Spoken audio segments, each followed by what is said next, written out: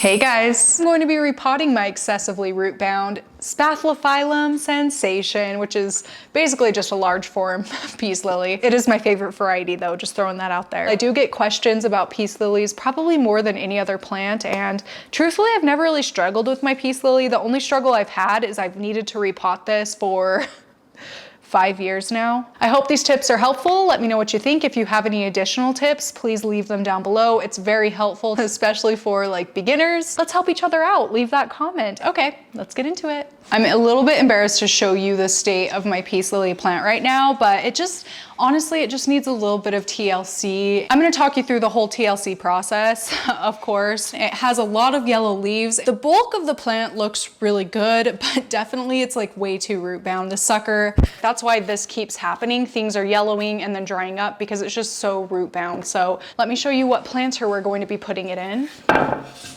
This really pretty one. So, peace lily. Peace lily.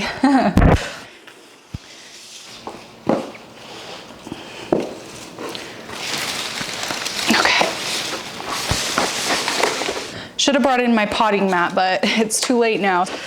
Oh, the roots actually, okay, don't get me wrong. It is very, very root bound, but the roots don't look as bad as I thought they were going to. Wow, they look healthy, just very tightly woven in here. As far as peace lily care goes, I know they kind of have a bad rap for being pretty difficult plants, but I personally have found them to be easy. And by easy, I don't mean like low maintenance, because to me, there's a big difference between the two. They're pretty straightforward and simple, I'd say. I'm just gonna go ahead, cut all the dead leaves off of each crown. And I'm just gonna throw them on the floor since I'm gonna be cleaning anyway. Why not make more of a mess for myself? A random little fact that for some reason I specifically remember about peace lily is they filter formaldehyde and benzene out of the air. So that's pretty cool. That's pretty cool. Within this one peace lily plant, it has little individual plants. So each of those individual little plants that like come together into one like root system are called crowns. Multiple crowns together leads to a more full looking plant. As the plant matures, it will throw out new crowns on its own, but it does take some time. And again, the plant does have to mature a little bit before it gets to that point.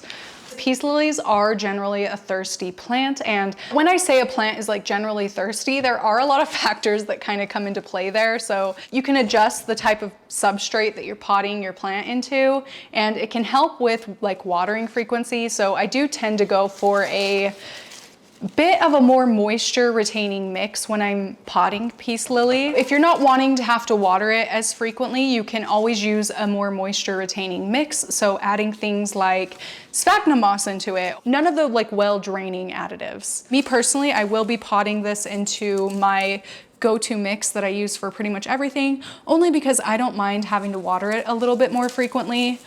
This right here is a dried up bloom from this peace lily. Mine generally gets 2 to 3 blooms each time it blooms. They smell really good and they're really, really beautiful. If you've bought a plant that has like 5, 6, 7 blooms on it, most likely the nursery you bought it from actually gave the plant a hormone to help it produce more blooms. I'll put the name of what they give it on screen. This is what makes them bloom more. Each fall and each spring, I do end up with a few blooms, which is really, really fun and exciting and so pretty. It's just a nice surprise to wake up to them, you know? So perfect example, this right here is a fresh crown that the plant produced.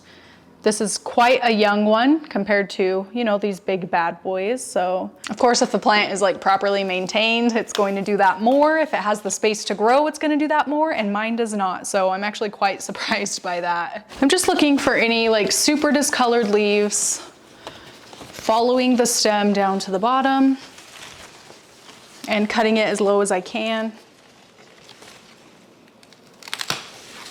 I do think I've gotten the worst of them, so we're gonna move on.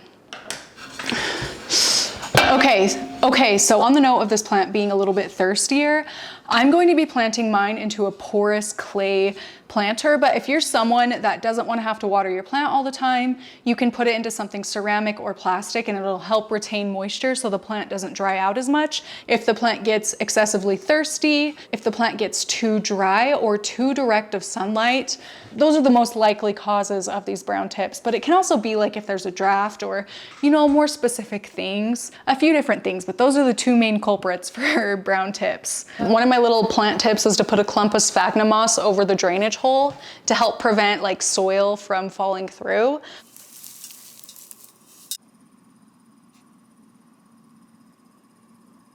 There we go. As far as lighting goes, peace lily, again, are pretty tolerant. They can tolerate lower light. If you have it in super low light, you may not get blooms. And if you notice that your plant isn't blooming, you can always try to put it a little bit closer to a light source and see if that helps. They do much better in bright and direct light, but if they get a little bit of direct light, just as long as it's not like too strong for too long. So I personally don't recommend putting it right in front of a south window. A, you may end up with excessive brown tips, and B, your plant is going to dry out a lot more frequently, which can kind of be a pain in the butt, where this one is so thirsty already. A lot of things, especially in the beginning when I was first learning about like peace lily care specifically, I read a lot of articles that stated that peace lily substrate needs to stay moist, but that's actually not true. It can dry out a little bit in between waterings. Obviously not like bone dry, but it can dry out a little bit. So don't worry about making sure that the soil is moist at all times. It's just like not necessary. And yeah, my house is very, very dry. So talking about like the humidity thing, my plant does fine, but I will say it does end up with the brown tips. That's just something I'm not really going to be able to avoid unless I'm willing to put this plant next to a humidifier. That's just something that's going to happen. It's too dang dry here, dang desert. It's okay, I love it where I live. Add some fresh substrate in between each crown, just a little bit. Really fill it in. Oh, that looks so good. If you notice your peace lily is developing the brown tips and it's not near a draft, it's being watered consistently, not drying out too much, not in direct sunlight, and the humidity is okay, most likely it's because the water you are watering it with is very chemically. Filtered water is a great option. Distilled water is a great option. I'm very lucky and I have a secondary water tap that pulls water right from the lake near us. That's actually what I use to water my peace lily. And in the wintertime, I melt snow and give it to them. You could water them with rainwater. They would really, really love that. If you're noticing excessive brown tips, that's definitely worth looking into. You can always test the water. You can buy like a little testing kit on Amazon for pretty cheap, just to kind of have a better idea of what's going on with the water you're giving your plant. Okay, let me go get some water to water this with. All right, got my lake water here. We're gonna go ahead and give her a little water. Well, not a little, a good water, big water.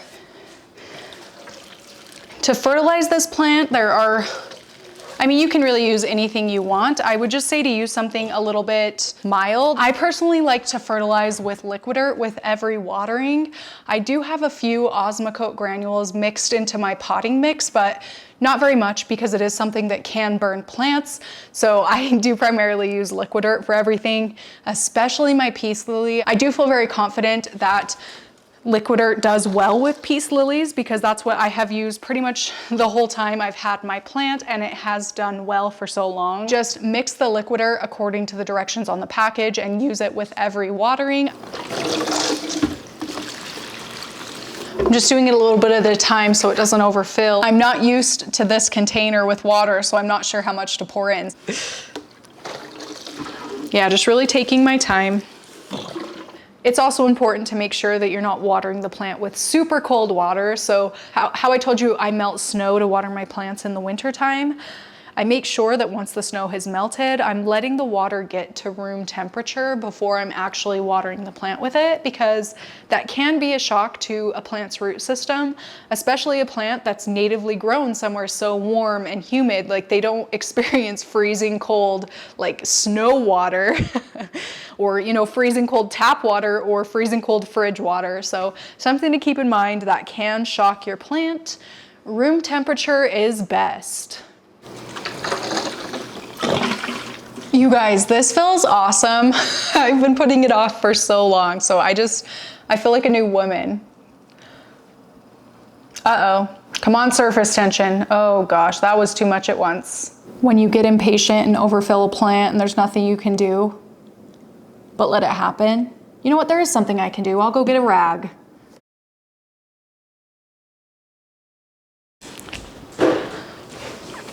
Okay, we're just gonna let this sit here for a minute. That was such a mess. Yeah, I did cut off a bunch of dead leaves and sad leaves, but that is because my plant was so root bound. It had been in that nursery pot for probably 5 years now and needed to be repotted. It was drying out. Like, I literally had to water it every single day because it was just too root bound. So that is why my plant did this. And hopefully my plant will be good in this planter for another 2 years.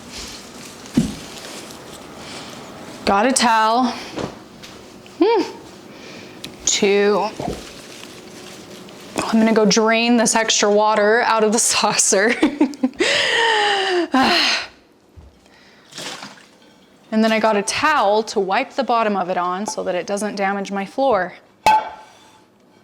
For right now, the peace lily is going to be living right here, just on the floor. I'm going to be completely redoing this section of my house. I got a dining table, which you've been seeing in this video, and a lot is going to change right here. So for right now, I'm just gonna keep it here. But I will be able to give it a little bit more light once this area is like done.